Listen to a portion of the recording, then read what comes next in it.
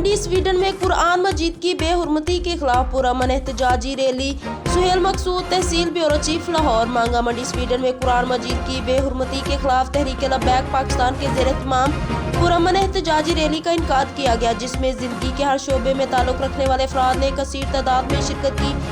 Rally के शुरा ने play card और बैनर्स उठा रखे थे, जिसमें स्वीडन और कुरान मजीद की बेहुरमती करने वाले के खिलाफ नारे लिखे हुए थे। रैली सब्जी मंडी से शुरू होकर मांगा बाईपास पर इख्तिताम पजीर हुई, जहां पर हर मकतबा फिक्र के उलमा ने रैली के शुरा से खिताब करते हुए कहा कि कुरान मजीद हमारी रेड लाइन है। हम किसी भी हालत में किसी को भी ये रेड लाइन क्रॉस करने नहीं देंगे। हम नबी पाक सल्लल्लाहु अलैहि वसल्लम और कुरान मजीद की इज्जत के लिए अपनी जानो तक का नजराना पेश करने के लिए तैयार है। हुक्मरानों से मुतालिबा करते हैं कि फिलफोर स्वीडन के सफीर को मुल्क बदर किया जाए और स्वीडन के साथ हर तरह के तल्लुकात ख़त्म किए जाए।